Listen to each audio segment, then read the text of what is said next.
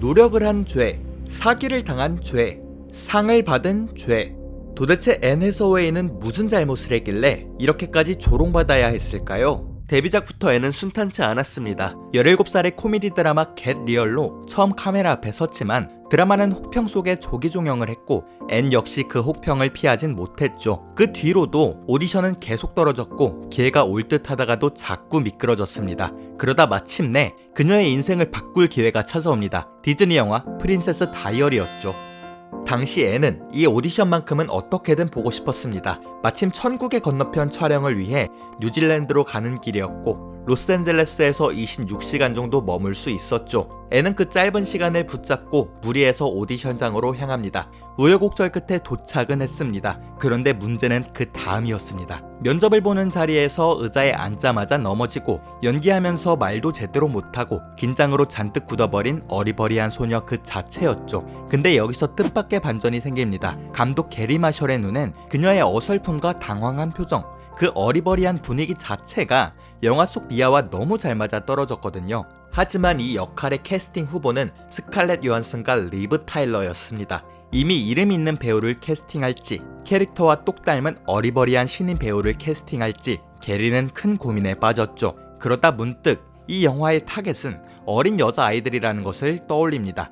그는 곧바로 손녀들에게 앤 해서웨이의 사진을 보여줬고 손녀들은 앤을 보자마자 찰랑이는 머릿결과 건강한 이빨을 보고 바로 캐스팅하자고 졸랐죠. 결국 게리는 이름값보다 캐릭터의 느낌을 선택합니다. 그리고 영화는 초대박을 쳤습니다. 제작비 2,600만 달러, 흥행수익 1억 6천만 달러. 앤은 단숨에 스타가 됐습니다. 그녀의 엉뚱한 매력과 예쁜 외모, 심지어 연기까지 잘해서 사람들을 완전히 사로잡았죠. 기세는 멈추지 않았습니다. 후속작인 프린세스 다이어리 2도 성공을 했고 악마는 프라다를 입는다에서 현실적인 사회 초년생을 자연스럽게 소화해내며 영화 흥행은 물론 기존 공주 이미지까지 벗어버리며 많은 사랑을 받게 됩니다. 그런데 여기서 그녀의 이미지를 완전히 뒤집어버릴 사건이 터집니다.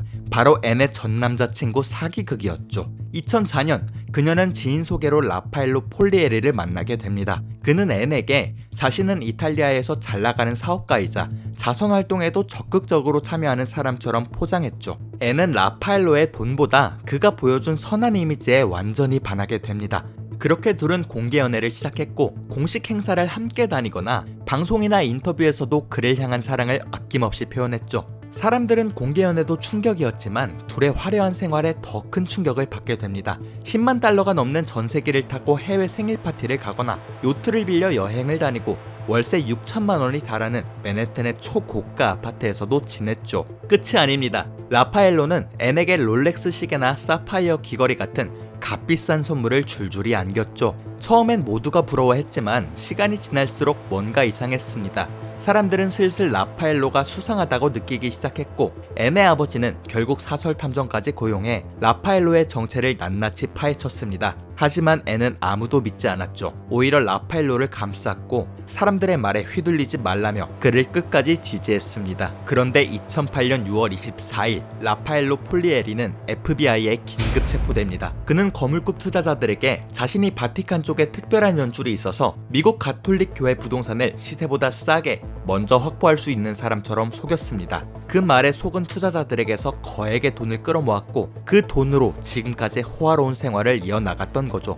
결국 라파엘로는 사기와 자금 세탁 혐의를 인정했고 4년간 복역을 하게 됩니다. 앤은 그가 체포되기 직전에 이별을 한 상태였지만 이미 너무 늦은 뒤였습니다. 충격받을 시간도 없이 살던 집에서 나와 친구 집에서 지내야 했고 그에게 받았던 선물들은 모두 몰수당했죠. 심지어 대중과 언론은 앤도 공범이 아니냐는 비난과 말도 안 되는 추측성 보도를 쏟아냈지만 수사 결과 그녀는 어떤 혐의로도 기소되지 않았고 공범이 아니라는 사실도 확실하게 밝혀졌습니다. 그렇게 앤 해서웨이는 오랫동안 사기꾼의 여자친구라는 이미지를 달고 살아야 했죠. 사람도 세상도 믿지 못하게 된 앤 해서웨이. 그런데 진짜 비극은 지금부터였습니다. 왜 그녀의 비극은 지금부터가 시작이었을까요? 왜냐하면 숨만 쉬어도 욕먹는 사람이 되어버렸기 때문입니다. 그런데 바로 그 시기에 애덤 셜먼을 만나게 되죠. 애덤은 라파엘로와는 정반대의 사람이었습니다. 잘난 척도 없고 허세도 없고 담백하고 꾸밈 없는 사람이었죠.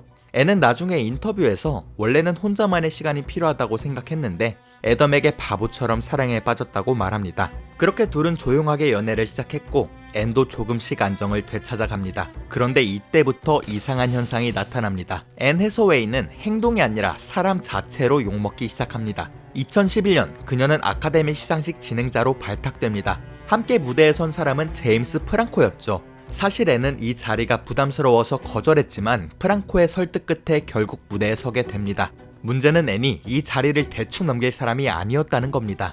리허설 때도 내가 너무 과한 건 아닌지, 지금 잘하고 있는 게 맞는지 프로듀서들에게 계속 피드백을 구했다고 하죠. 막상 무대가 시작되자 두 사람의 온도는 너무 달랐습니다. 한 사람은 너무 애쓰고 한 사람은 너무 힘이 빠져 있었죠. 분위기가 묘하게 어긋나자 앤은 어떻게든 분위기를 살려보려고 더욱더 애썼고 프랑코는 오히려 더 무기력해 보였습니다. 결국 시상식이 끝난 뒤 프랑코는 성의 없어 보인다며 욕을 먹고 앤은 과하고 부담스럽다며 욕을 먹게 됩니다. 이때부터 그녀의 표정, 말투, 반응 모든 게 다 꼬투리 잡히기 시작한 거죠. 그리고 이 분위기는 2013년 아카데미 시상식에서 정점을 찍습니다. 영화 레미제라블에서 앤 해서웨이는 압도적인 연기로 아카데미 여우조연상을 받게 됩니다.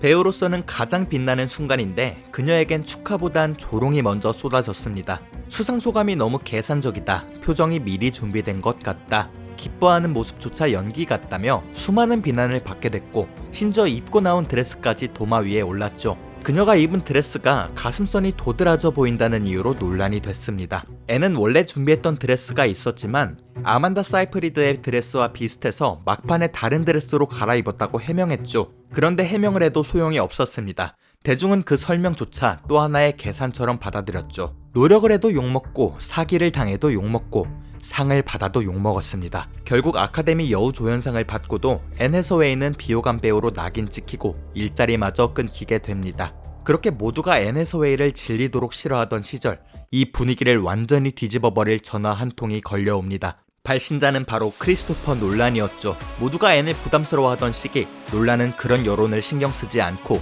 그녀에게 새 작품을 제안합니다. 그 영화가 바로 인터스텔라였습니다. 이건 동정이 아니었습니다. 놀란은 이미 다크나이트 라이즈에서 앤과 함께 작업해본 감독이었고 다시 한번 중요한 역할을 맡길 만큼 그녀의 실력을 믿고 있었던 거죠. 그리고 모두가 알다시피 인터스텔라는 엄청난 성공을 거두게 됩니다. 우리나라에서도 1000만 관객을 넘겼고 전세계 흥행 수익도 7억 달러를 훌쩍 넘겼죠. 이 작품을 기점으로 사람들은 앤 해서웨이를 조롱의 대상이 아니라 배우 앤 해서웨이로 다시 보기 시작합니다. 인턴에서는 잘나가는 CEO였지만 버티고 있는 사람처럼 보였고 오션스 8에서는 허영스럽고 예민한 토스타 캐릭터를 오히려 너무 재밌게 살려내며 연기로 다시 주목받게 됩니다. 이쯤 되자 사람들은 조금 늦게 질문하기 시작합니다. 우리는 왜 그렇게까지 앤 해서웨이를 미워했을까? 돌아보면 그녀는 그저 열심히 했고 잘하고 싶었고 진심이었을 뿐인데 사람들은 그걸 가식이고 부담이라고 받아들였던 거죠. 시간이 지나고 나서야 그 시절의 미움이 얼마나 과했고 얼마나 이상했는지 대중은 조금씩 알게 된 겁니다. 결국 앤 해서웨이는 조롱의 대상이 아니라 다시 사랑받는 배우가 됩니다.